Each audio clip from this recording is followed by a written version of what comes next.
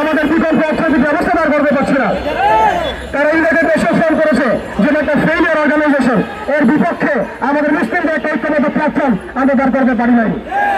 তারা আইএমএফ গঠন করেছে, ওয়ার্ল্ড ব্যাংক গঠন করেছে, এগুলোকে তারা তহবিল দিয়ে ইসরায়েলকে সহযোগিতা করছে। আমরা বিকল্প রাষ্ট্র এবং বিকল্প অর্থ ব্যবস্থা এখন পর্যন্ত কাজ করতে পারছি না। তারা মিডিয়া কাজ করেছে, যে মিডিয়াগুলো দিয়ে তারা স্বাধীনতা কামীদেরকে সন্ত্রাসী বলে চিহ্নিত করেছে, আমরা আমাদের মিডিয়া প্রতিষ্ঠিত করতে পারছি না। তারা ফাইন্যান্স দিয়ে সারা বিশ্বকে নিয়ন্ত্রণ করছে। এক ভাই বলে গেলেন এই মিডিয়া প্রযুক্তিগুলো দিয়ে তারা ওয়ার্ল্ডকে নিয়ন্ত্রণ করছে। আমরা বিকল্প জায়গাগুলোতে আসতে পারি নাই। জিহাদ শুধু আবেগের নাম নয়, আমাদেরকে রাজনৈতিক জিহাদও যেমন করতে হবে, অর্থনৈতিক জিহাদও যেমন করতে হবে, সামাজিক জিহাদও যেমন করতে হবে, আদর্শিক জিহাদও যেমন করতে হবে। আমাদেরকে যেমন সামরিকভাবে শক্তিশালী হতে হবে, তেমনি আমাদেরকে জামায়াত হতে হবে। যতক্ষণ পর্যন্ত আমরা বাংলার জমিয়ে একটা শরিয়া এবং ইমান রাষ্ট্র কায়েম করতে পারছি না, ততক্ষণ পর্যন্ত আমরা আন্তর্জাতিক মহলে এদেরকে চাপে রাখতে পারবো না। আবার বলছি শুনুন, যতক্ষণ পর্যন্ত আমরা বাংলাদেশে একটা শরিয়া এবং ইমান রাষ্ট্র কায়েম করতে পারছি না, ততদিন পর্যন্ত আমরা আন্তর্জাতিক মহলে এদেরকে চাপে রাখতে পারবো না। একজন ব্যক্তি কখনো রাষ্ট্রের বিরুদ্ধে যুদ্ধ করতে পারে না, একজন ব্যক্তি একক ব্যক্তি রাষ্ট্রের বিরুদ্ধে যুদ্ধ করতে পারে না, কিন্তু একটা ইসলামী রাষ্ট্র চাইলে অবশ্যই রাষ্ট্রের বিরুদ্ধে যুদ্ধ করতে পারে। অর্থাৎ এই মিশনটা অনেক লম্বা। এটা একদিনের শোডাউন, একদিনের এই কনফারেন্স, একদিনের এই মিডিয়া কভারেজ, একদিনের মিছিল মিটিংয়ের বিষয় নয়। আমাদেরকে সুদূর প্রসারী লক্ষ্য নিয়ে এই ইসরায়েলকে এই পৃথিবীর মাটি থেকে মুছে ফেলার জন্য যা যা করণীয় তাই করতে হবে। আপনারা হীনবল হবেন না এবং দুশ্চিন্তাগ্রস্ত হবেন না। আল্লাহ পাক ওয়াদা করেছেন, ওয়ালা তাহিনু ওয়ালা তাহজানু ওয়া আনতুম আ'লাউনা ইন কুনতুম মুমিনিন। তোমরা হীনবল হও না, তোমরা দুশ্চিন্তাগ্রস্ত হও না, তোমরাই বিজয়ী হবা ইনশাআল্লাহ, তোমরা যদি মুমিন হয়ে থাকো। শেষ কথা হচ্ছে, প্রিয় ভাইরা, আমাদের বাড়ির পাশে আর একটা আঞ্চলিক ইসরায়েলের জন্ম হয়েছে। প্রত্যেকটা জায়গায় আল্লাহ রাব্বুল আলামিন মুজাহিদ ভাইদেরকে তৈরি করছেন, কিন্তু আমাদের অঞ্চলে এই আঞ্চলিক ইসরায়েলকে মোকাবেলা করার শক্তি কি আমাদের আছে? এর জন্য কি আমরা প্রস্তুত আছি? এর জন্য কি আমরা প্রস্তুত আছি?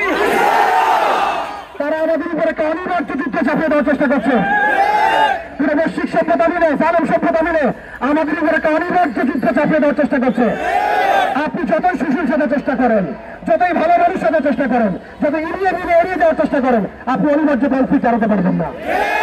অত প্রিয় ভাইয়া তাওহীদি জনতা, আমাদেরকে প্রস্তুতি গ্রহণ করতে হবে। এই প্রস্তুতি শুধু আবেগের নাম নয়, আমাদেরকে বুদ্ধিদীপ্ত প্রজন্ম তৈরি করতে হবে, আমাদেরকে ইমানের শিক্ষা শিক্ষিত হতে হবে, আমল ঠিক করে ফেলতে হবে, আখলাক ঠিক করে ফেলতে হবে, আকীদা ঠিক করে ফেলতে হবে।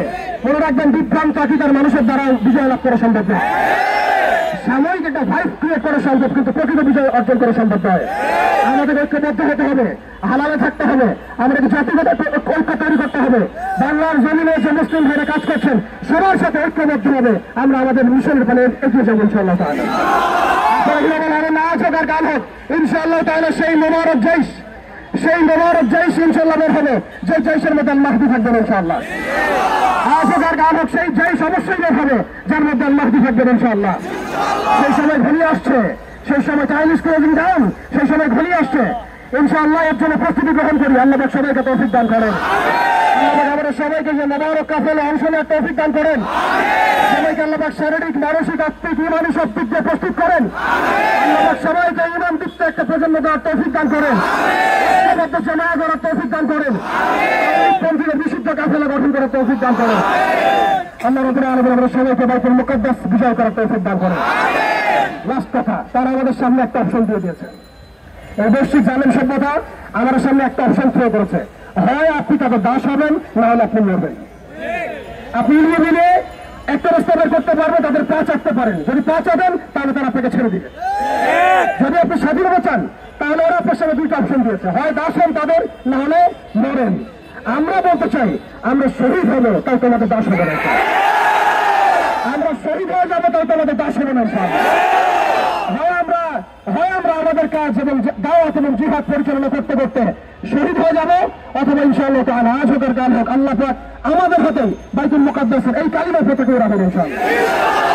এই কালিমার পতাকা ছাড়া বাইতুল মুকাদ্দাস মুক্ত হবে না।